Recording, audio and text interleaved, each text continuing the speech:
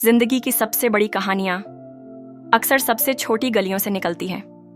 ना कोई बड़ा शहर, ना ऊंचे बंगले, बस एक तंग सी गली दिल्ली की भीड़ में कहीं छिपी हुई।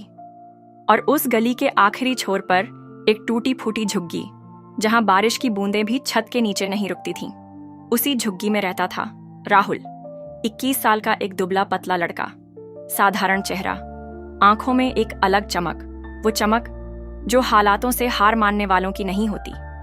राहुल के पिता दिहाड़ी पर मजदूरी करते थे, कभी बिल्डिंग, कभी सड़कों पर काम। माँ सुबह 5 बजे उठती और पास के कॉलोनी के घरों में झाड़ू पोछा करती। और राहुल पढ़ा लिखा तो बस 12वीं तक था, वो भी किसी तरह सरकारी स्कूल से। फिर कॉलेज नहीं हो पाया। एक बार एडमिशन के लिए गया था, लेकिन फीस सुनते ही समझ गया, ये दरवाजा तो बंद है, पर एक दरवाजा बंद हो तो कहीं ना कहीं कोई खिड़की जरूर खुली होती है। राहुल के पास था एक पुराना स्मार्टफोन।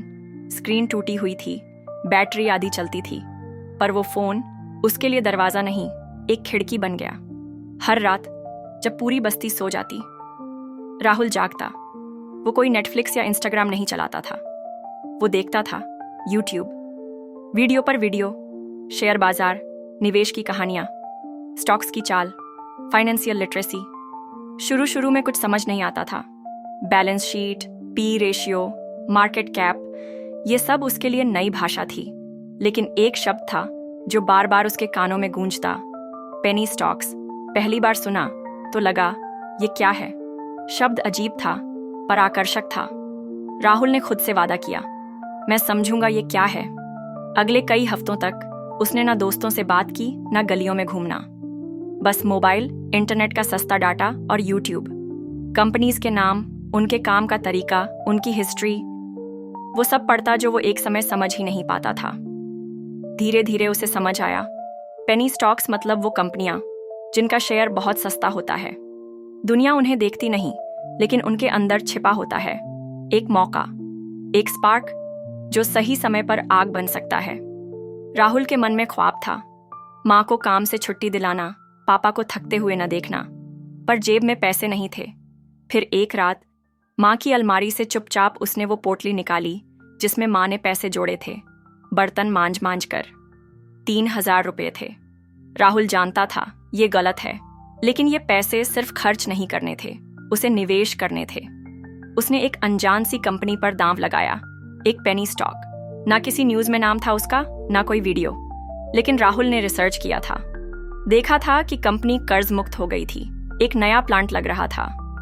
3 दिन तक कुछ नहीं हुआ, फिर 5 दिन, एक हफ्ता बीत गया। बस्ती में सब हंसने लगे, अबे तेरे पैसे डूब गए, झाड़ू पोंछे के पैसे उड़ाए इसने। राहुल चुप रहा, पर 8वें दिन मार्केट खुला और उस शेयर ने छलांग मारी, सीधा 80% ऊपर। 3,000 रुपये बने। RS पार्ट 400 रुपये दुनिया के लिए छोटी रकम, लेकिन राहुल के लिए वो पैसे नहीं थे, वो था सबूत कि वो कर सकता है।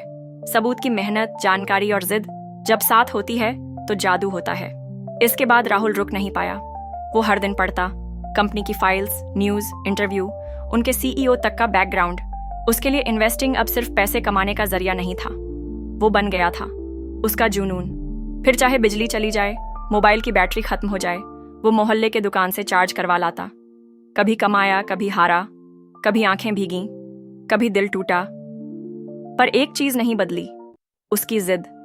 1 साल बाद जब उसके पास 50,000 रुपये थे, जो उसने कई छोटे निवेशों से कमाए थे, तो उसे दिखी एक कंपनी 20 साल पुरानी, जो 5 साल से बंद थी, पर अब वापस आने की तैयारी में। नया मैनेजमेंट, सरकार की नई पॉलिसी का फायदा और इंटरनल रिस्ट्रक्चरिंग। राहुल ने वो किया जो एक मध्यम वर्गीय इंसान करने से डरता है। उसने पूरे 50,000 रुपये उस पर लगा दिए। माँ पापा को नहीं बताया, दोस्तों को कहा, छोड़ो तुम नहीं समझोगे। 3 महीने तक शेयर हिला तक नहीं, कभी थोड़ा ऊपर, फिर नीचे। लोगों ने ताना मारा, अबे पागल हो गया है, फालतू में सपने देखता है। राहुल हर सुबह उठता, उसी स्क्रीन को देखता जहां कुछ बदला नहीं था, पर वो खुद बदल रहा था। वो भरोसा करना सीख चुका था खुद पर।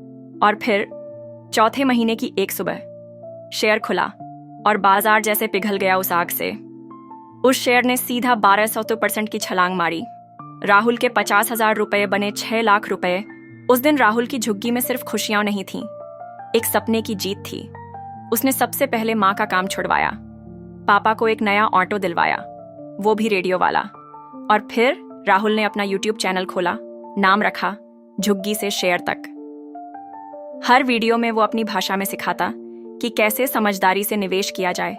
ना अंग्रेजी के भारी शब्द, ना दिखावा, बस सच्चे अनुभव और साफ नियत। धीरे धीरे उसके फॉलोअर्स बढ़ने लगे। लोगों ने उसके चैनल को शेयर किया। एक दिन उसे कॉल आया एक नामी बिजनेस कॉलेज से।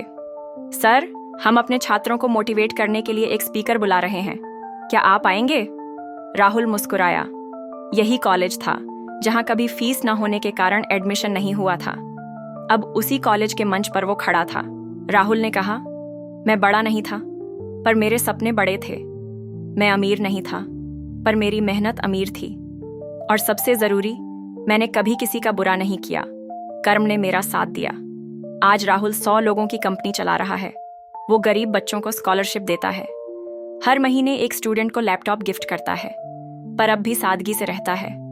वही पुराने मोहल्ले में, उसी झुग्गी के पास जहां उसका सफर शुरू हुआ था, क्योंकि वो जानता है वहां आज भी कोई बैठा है जो सपने देख रहा है, बस उसे यकीन नहीं हो रहा कि वो पूरा हो सकता है। राहुल की आवाज आज उन तक पहुंचती है, हर झुग्गी, हर छोटे गांव में। अगर मैं कर सकता हूं तो तू भी कर सकता है। अगली बार जब कोई तुझसे कहे तेरे बस का नहीं, तो उसकी आंखों में देखना और कहना, मैं भी एक पेनी स्टॉक हूं, आज सस्ता हूं, पर कल की कीमत मैं खुद तय करूंगा। हर गरीबी में एक हीरा छुपा होता है, बस उसे मौका चाहिए चमकने का। वीडियो से हमें क्या सीख मिलती है?